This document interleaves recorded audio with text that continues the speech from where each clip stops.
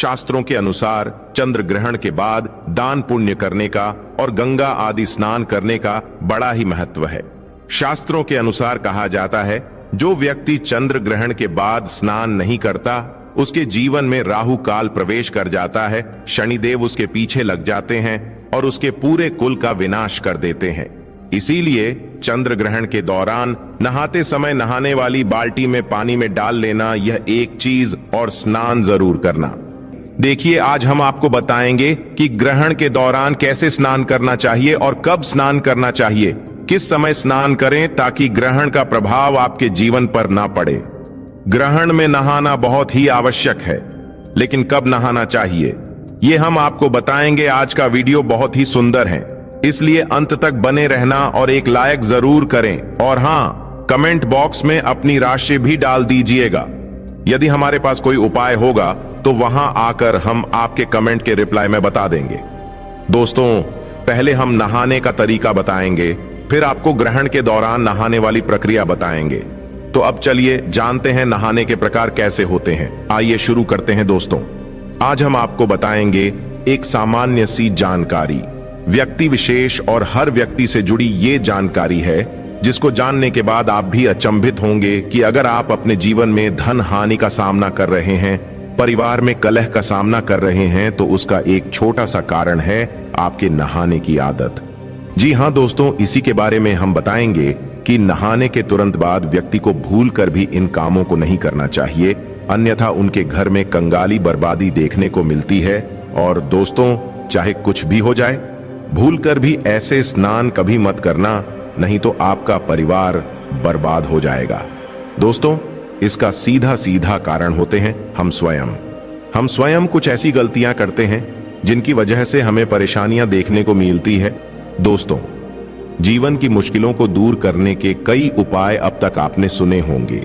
कई तरह के टोटके, पूजा पाठ, मंत्र तंत्र आजमाए भी होंगे, लेकिन अगर आपको ऐसा कुछ उपाय अगर मिल जाए जो करने में बहुत आसान रहे, बहुत असरकारी रहे और अपने नित्य कार्यों में ही सुधार लाकर दैनंदिन कर्मों में ये शामिल हो जाएं, तो फिर क्या कहने। ऐसे ही सरल आसान उपाय हम आज के इस वीडियो में बताने वाले हैं। इन छोटे से प्रभावशाली उपायों से आपकी किस्मत पलट सकती है, आपका भाग्योदय हो सकता है। इन उपायों को करके रातों रात व्यक्ति अरबपति बन सकता है। तो वीडियो को आखिर तक देखें और विस्तार से जान लें। दोस्तों, हर मनुष्य अपने जीवन को सुखी, संपन्न और श्रेष्ठ बनाना चाहता है। हर कोई चाहता है कि उसे उसके परिवार, समाज, कार्यक्षेत्र, हर जगह सफलता मिले, लोग उसे सराहें, मान सम्मान, यश प्रतिष्ठा मिले, और सबसे ऊपर धन की चाहत तो हर किसी को होते हैं। उसके लिए व्यक्ति हर संभव प्रयास करता है, संघर्ष करता है। कई बार सफलता मिलती है, लेकिन अनेक बार परिस्थितियां अनुकूल नहीं बन पाती हैं। कई बार कुंडली के ग्रह भी अनुकूल नहीं होते हैं और लाख प्रयासों के बाद भी कोई ना कोई अड़चने लगी ही रहती है। दोस्तों, ये ग्रहों का खेल होता है। वे जब बीच में आते हैं तो कर्म कितना भी अच्छा हो, लेकिन भाग्य साथ नहीं देता, जिसकी वजह से व्यक्ति को सफलता नहीं मिल पाती है। लेकिन कुछ उपाय जो छोटे जरूर हैं, इन्हें करते ही सभी अड़चने दूर हो जाने लगती हैं। आपको बता दें कि ये उपाय आपके दैनंदिन नित्य कर्म से संबंधित हैं। आपको नहाने के समय ये छोटे से उपाय करने हैं। आपको नहाने की आदतों में कुछ बदलाव करने होंगे। कुछ खास चीजों का इस्तेमाल इस समय करना होगा। ग्रह दोष को दूर करने के लिए प्रत्येक ग्रहानुसार विशिष्ट दिन, विशिष्ट चीज इस्तेमाल करनी होगी।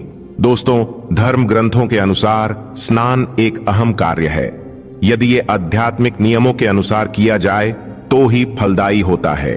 जैसे आत्मा को स्वच्छ और सुंदर बनाने के लिए आत्मचिंतन जरूरी होता है, वैसे ही तन को स्वस्थ और आकर्षक बनाने के लिए स्नान करना जरूरी है। हमारे 9 छिद्रों वाले अत्यंत मलिन शरीर से दिन रात मल निकलता रहता है, अतः प्रातः काल स्नान करने से शरीर की शुद्धि होती है। रूप, तेज, बल, पवित्रता, आरोग्य, निर्लोभता, दुःस्वप्न का नाश, तप और मेघा, ये 10 गुण प्रातः काल स्नान करने वाले मनुष्यों को प्राप्त होते हैं। हिंदू धर्म में इसे पवित्रता का स्थान है। स्नान हमारे आत्मा और देह को हमेशा पवित्र रखने का काम करता है। वैसे तो स्नान हमेशा सुबह के समय ही करना चाहिए, परंतु सुबह और शाम 2 समय पर स्नान करना अति उत्तम माना जाता है। बात शुरू करते हैं स्नान के सुयोग्य समय के विषय से। कब स्नान करना सबसे उत्तम होता है? दोस्तों, प्रातःकाल ब्रह्म मुहूर्त में नहाना सर्वश्रेष्ठ माना जाता है। ब्रह्म मुहूर्त मतलब सुबह 4 से 5 के बीच में प्रभु का चिंतन करते हुए जो स्नान किया जाता है उसे ब्रह्म स्नान कहते हैं। सूर्योदय से पूर्व पवित्र नदियों में अथवा उनका स्मरण करते हुए जो स्नान किया जाता है उसे देव स्नान कहते हैं। सुबह सुबह जब आकाश में तारे दिखाई दे रहे हों तब जो स्नान किया जाता है उसे आर्षि स्नान कहते हैं। जो सामान्य स्नान सूर्योदय के पूर्व किया जाता है वो मानव स्नान कहलाता है।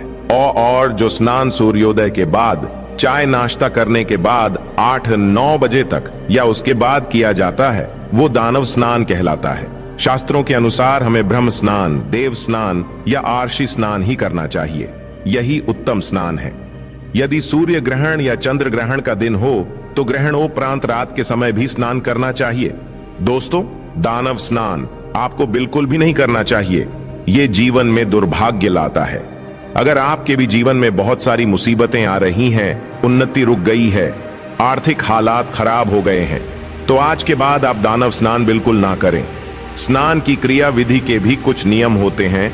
कुछ लोग पहले हाथ पैरों को गीला करके या पहले पूरे शरीर को गीला करके फिर सिर पर पानी डालते हैं। रोज सिर पर नहीं भी डालते हैं, लेकिन उत्तम स्नान वो ही होता है जो सिर पर रोज पानी डालकर जाता है। स्त्री पुरुष कोई भी हो, आप साबुन शैम्पू लगाएं ना लगाएं, पर आपको रोज सिर पर पानी डालकर नहाना चाहिए। सबसे पहले सिर पर पानी डालें, फिर पूरे शरीर पर। सिर हमारा ब्रह्म स्थान होता है, इसलिए सबसे पहले ब्रह्म स्थान को जल से स्नान कराना शुभ होता है। दूसरा कारण यह है कि सबसे ज्यादा गर्म हमारा सिर ही होता है, इसलिए सिर की गर्मी पहले दूर करनी चाहिए। और इस तरह से नहाने से हमारे सिर की गर्मी शरीर से होते हुए पैरों से नीचे निकल जाती है, और यही स्नान करने का उचित तरीका है। दोस्तों, स्त्री पुरुष या बच्चे किसी को भी पूरी तरह से नग्न होकर स्नान नहीं करना चाहिए। ऐसा करने से जल देवता रुष्ट हो जाते हैं, जिससे परिवार में आए दिन संकट आते हैं, आर्थिक समस्याएं बनी रहती हैं। सुयोग्य तरीके से जब हम नहाते हैं तो हमारे अंदर एक अद्भुत प्रकार की ऊर्जा का संचार होता है।